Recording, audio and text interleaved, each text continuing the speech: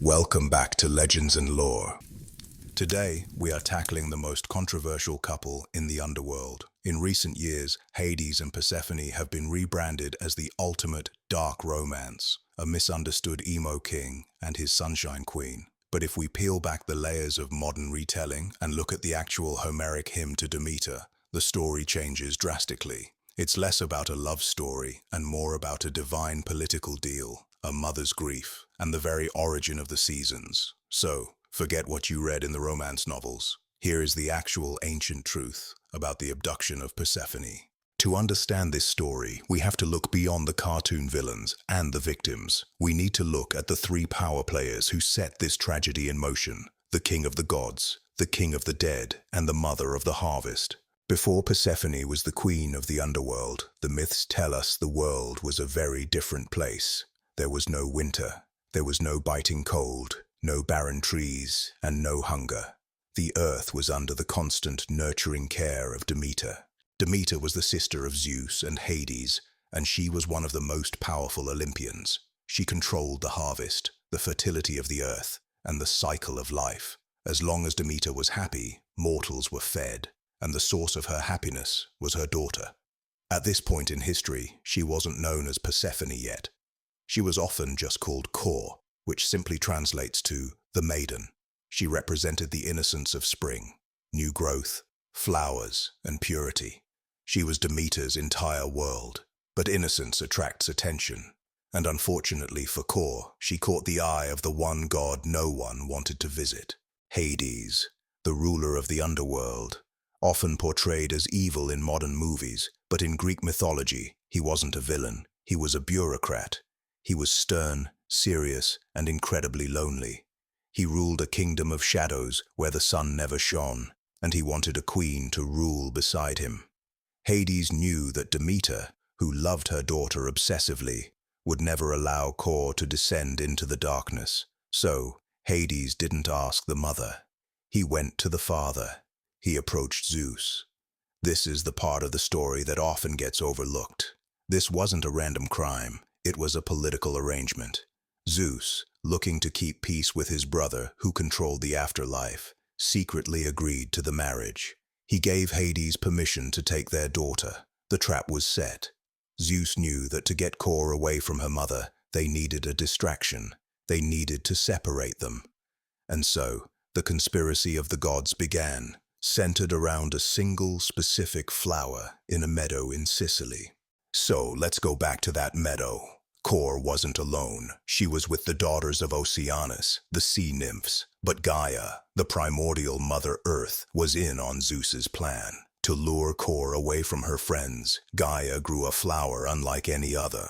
The Homeric hymn describes it as a marvel for all to see. It was a narcissus with 100 blooms, smelling so sweet that the entire sky and earth laughed for joy. Kor was enchanted. She wandered away from her protectors, reaching out with both hands to take this beautiful toy. But the moment she pulled the flower from its roots, the trap was sprung. The earth didn't just shake, it gaped open. From the chasm, the Lord of Many, Hades, charged out with his immortal horses. This wasn't a gentle courtship. He seized her against her will. The ancient texts say she shrieked, calling out to her father, Zeus, the highest of gods. But Zeus, he was sitting in his temple, receiving sacrifices, deliberately ignoring her cries. As the chariot plunged back into the dark, Persephone cried out one last time. She looked at the mountains and the sea, hoping someone would save her. But as the earth closed over her head, her voice was silenced. She had crossed the threshold from the living to the dead. Now, you might think no one saw this crime. But in Greek mythology, someone always sees. There were two witnesses. The first was Hecate, the goddess of witchcraft and crossroads. Sitting in her cave, she heard the scream, but didn't see the abduction. The second witness was Helios, the sun god. From his high vantage point in the sky, he saw everything. He saw Zeus give the nod. He saw Hades take the girl. But for now, he stayed silent. He didn't want to get involved in the messy politics of the Olympian family. But that final scream did reach one person, her mother. Demeter felt a sharp pain in her heart. She tore the diadem from her hair and threw a dark cloak over her shoulders, rushing like a bird over land and sea. But it was too late. The meadow was empty. The flower was gone, and her daughter had vanished without a trace. For 9 days, Demeter wandered the earth. The Homeric Hymn tells us she didn't taste ambrosia or sweet nectar. She didn't bathe. She was consumed entirely by grief. She lit 2 blazing pine torches and scoured the world, refusing to rest even when the sun went down. His image of Demeter, the wandering mother with torches in hand, became one of the most sacred symbols in the ancient world. It represented a mother's unstoppable love. But during these 9 days, not one god and not one mortal was willing to tell her the truth. They were all too afraid of Zeus and Hades. Finally, on the 10th day, when dawn broke, Hecate approached her. Hecate is often a mysterious figure, but here, she acts as an ally. She told Demeter, "I heard the voice, but I didn't see who it was." Together, these 2 powerful goddesses sped off to find the one person who sees everything, Helios the sun. They stood before the sun god's chariot, and Demeter demanded the truth. She asked, "Who stole my child?" Helios, perhaps out of pity, or perhaps just respecting her power, finally broke the silence. But his answer was a double-edged sword. He told her, no other immortal is to blame except Zeus, the cloud gatherer. He explained that Zeus had given Kor to Hades to be his blooming wife. But then, Helios tried to comfort her. And this is where the gods show how out of touch they really are. Helios basically told Demeter to calm down. He said, "Hades isn't an unseemly bridegroom. He is your own brother. He has great power. He rules 1/3 of the world. It's a good match." He tried to frame the kidnapping as a promotion. You can imagine how well that went over. Demeter didn't care about Hades' status or his wealth. She cared that her daughter was gone. Helios' attempt to comfort her didn't bring her peace. It brought her rage. A more dread and savage grief seized her heart. She realized her own family, her brothers Zeus and Hades, had conspired against her. So she did something unthinkable. She abandoned Mount Olympus. She refused to associate with the gods. She disguised herself as an old woman and walked down to the cities of fragile humans, hiding her glory and plotting her revenge. Demeter wandered until she reached the city of Eleusis. She sat down by the roadside near the maiden well where the citizens came for water. She looked like an ancient woman, someone past the age of childbearing, perhaps a nurse or a housekeeper. Soon, the 4 daughters of King Celeus came to draw water. They saw this old woman and asked who she was. Demeter, fully committed to her disguise, lied to them. She spun a tale that she was named Doso, and that she had been kidnapped by pirates from Crete, but had managed to escape. Moved by her story, the daughters ran home to ask their mother, Queen Metanira, if they could hire her. The queen agreed, and so, the goddess of the harvest entered a human home, not as a deity, but as a servant. When Demeter entered the palace, a strange thing happened. Her head touched the roof beam, and a divine light filled the doorway. The queen was terrified and offered her own chair. But Demeter refused. She sat on a simple stool, covered in a black veil, staying silent and full of sorrow. She wouldn't eat or drink red wine. She only accepted a mixture of barley, water, and mint, a drink called the kykeon, which would later become the sacred drink of her mysteries. Finally, a servant named Iambe started cracking jokes, mocking the tension, and she actually made the grieving goddess smile. Demeter was given charge of the infant prince, Persephone, and here, the story takes a dark and magical turn. Demeter decided to reward the family by making this human baby immortal. She didn't feed him breast milk or food. Instead, she anointed him with ambrosia, the food of the gods, breathing her divine breath onto him. But at night, she did something else. To burn away his mortal self, she would secretly bury the baby in the heart of the fire, like a burning brand. The boy grew miraculously fast, looking like a god. His parents were amazed, having no idea that every night their son was roasting in the fireplace. One night, Queen Metanira got curious. She spied on the nursemaid. She saw the old woman place her screaming baby directly into the fire. Naturally, the mother panicked. She burst into the room, shrieking and slapping her thighs in terror, pulling her son from the flames. This was a mistake. Demeter was furious. She snatched the baby back and threw him on the floor. She turned to the queen and shouted, "Witless humans, you don't know the difference between good and evil luck." She shed her old age. Beauty spread round her. A lovely fragrance wafted from her robes, and light shone from her skin. She revealed herself as Demeter, the giver of seasons. She told the queen, "Because of your interference, your son will not be immortal. He will die like all men. But because he sat on my knees, he will have honor." She demanded that the people of Eleusis build her a great temple to appease her anger. And then she left the palace, returning to her solitude. But now she was done hiding. Now she was ready to make the whole world suffer. After leaving the palace of Eleusis, Demeter sat inside her new temple, alone. She was still grieving, and her grief began to poison the world. She didn't launch an army or throw lightning bolts. She simply stopped doing her job. The Homeric Hymn calls this the most dreadful and barking year for humanity. Demeter hid the seed underground. The oxen drew the plows in vain. The white barley fell into the earth and refused to sprout. It wasn't just a bad harvest. It was the total sterilization of the planet. Humanity was on the brink of extinction. But Demeter's plan was smarter than just killing mortals. She was targeting the gods. You see, the Greek gods rely on the honors and sacrifices of humans. If all the humans starved to death, there would be no one to burn the thighs of bulls or pour the wine. The gods themselves would effectively starve. Zeus, sitting high on Olympus, finally noticed. The rich smoke of sacrifice had stopped. The prayers had turned to screams of hunger. He realized that if he didn't fix this, and fix it fast, his reign over a dead planet would be meaningless. Zeus tried diplomacy first. He didn't go himself. He sent Iris, the goddess of the rainbow, with golden wings. She flew to the temple in Eleusis and found Demeter sitting in dark robes. Iris begged her to come back to Olympus and rejoin the family, but Demeter didn't move. She ignored the shimmering rainbow goddess completely. Her answer was silence. So Zeus escalated.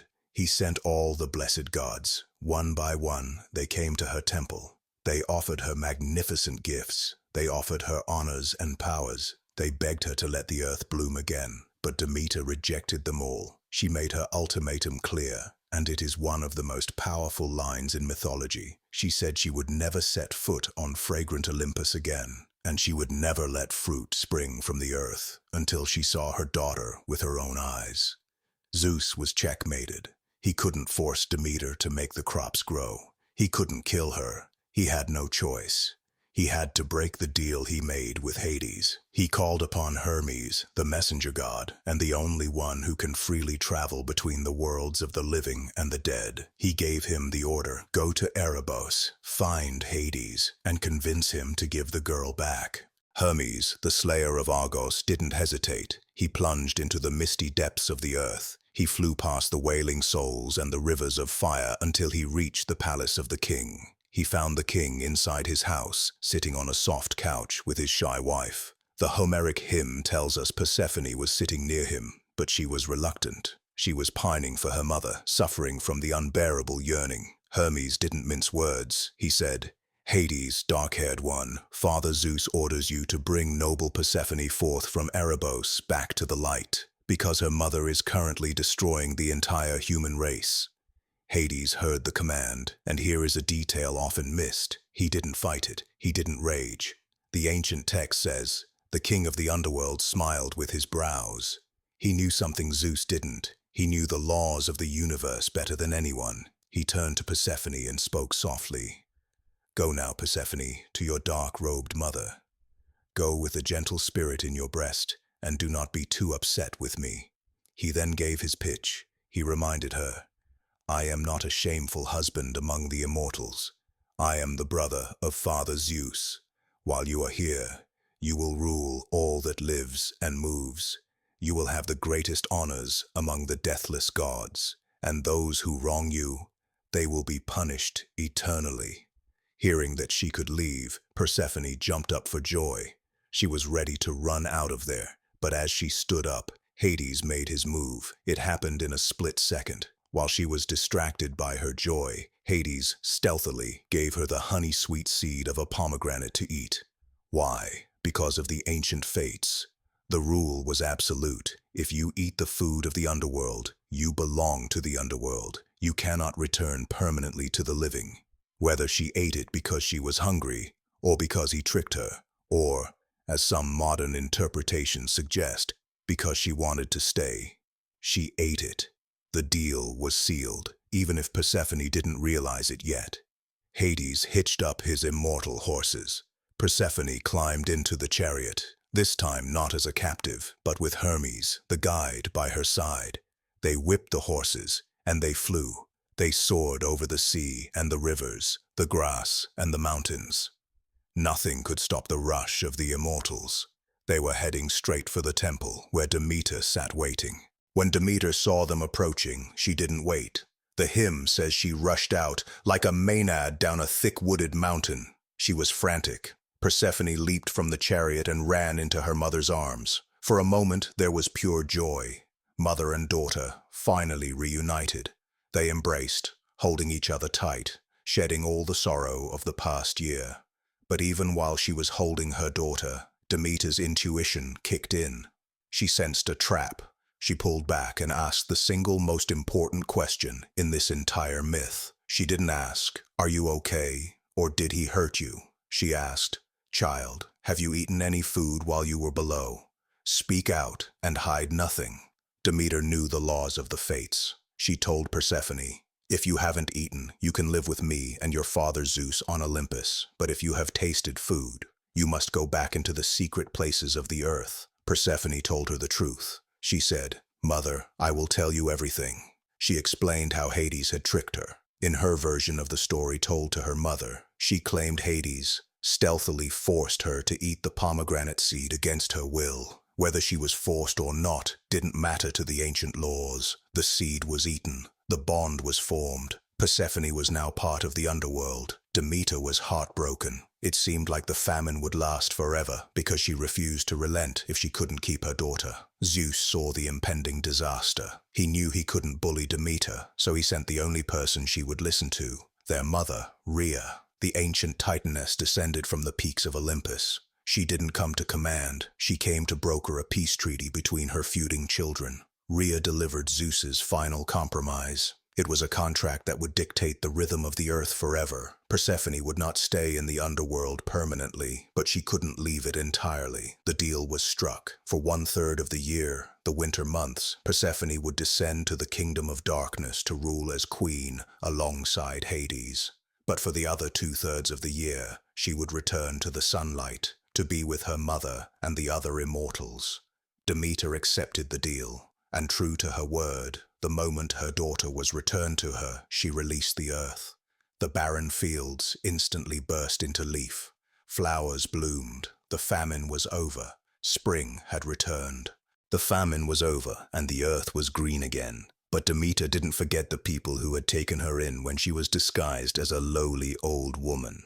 Before she returned to Olympus, she went back to the leaders of Eleusis, King Celeus, and the other princes, including Triptolemus. She taught them 2 things. First, she taught Triptolemus the secrets of agriculture, how to plant, how to harvest, and how to sustain civilization. Myths say he traveled the world in a winged chariot, spreading this knowledge to all of humanity. But the second thing she taught them was far more mysterious. She showed them the holy rites, sacred rituals that were forbidden to be spoken of. These became known as the Eleusinian Mysteries. For nearly 2,000 years, these were the most famous religious rites in the ancient world. Everyone from Socrates to Plato to Roman emperors was initiated. The penalty for revealing what happened inside the temple was death. And to this day, we still don't know exactly what they did in there, but we do know why they did it. Before this myth, the Greek view of the afterlife was bleak. Everyone just drifted as ghosts in the dark. But the story of Hades and Persephone changed that. It gave people hope. The mysteries taught that just like a seed must be buried in the darkness to sprout into new life, a human soul survives death.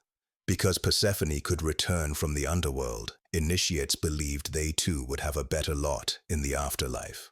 Demeter didn't just bring food for the body, she brought hope for the soul. And so, the cycle was set. Every year, when the days grow short and the cold wind blows, we know that Persephone is descending to her throne in the underworld. Demeter mourns, and the earth rests. And every spring, when the first green shoot breaks the soil, it is the signal that the queen has returned. It is a story of separation and reunion, death and rebirth that has played out every single year for millennia. So, what are we to make of Persephone? In many modern retellings, she is often painted as a victim who needs saving. But in the ancient myths, she becomes something much more powerful. She evolves into the Iron Queen. Homer even calls her Dread Persephone. When heroes like Odysseus or Orpheus journey to the underworld in later myths, they often appeal to her, not Hades. She is the one who grants mercy. She is the one who sends the ghosts. She grew into her power, becoming the only deity who bridges the gap between the living and the dead. And as for Hades, he remains the silent one. While the abduction was an act of violence, an act we cannot ignore, mythology is full of nuance. Unlike his brothers Zeus and Poseidon, who had hundreds of affairs and illegitimate children, Hades never strayed. Once he made Persephone his queen, he remained faithful to her. In the twisted, complex world of Greek mythology, they became arguably the most stable power couple in the cosmos. The story of Hades and Persephone is more than just a romance or a tragedy. It is the explanation for why our world works the way it does. It explains the biting cold of winter and the joy of spring. It explains the bond between mother and daughter that is so strong it can literally stop the world. It teaches us that life and death are not opposites, but partners. You cannot have the harvest without the fallow ground. You cannot have the light without the dark. I want to hear from you. Do you think Persephone ate the pomegranate seeds because she was tricked, or do you think she did it on purpose to seize power for herself? Let me know your theory in the comments below. If you enjoyed this deep dive into the underworld, please hit that like button and subscribe to Legends and Lores Mythology. Thanks so much for watching. We hope you enjoyed the video.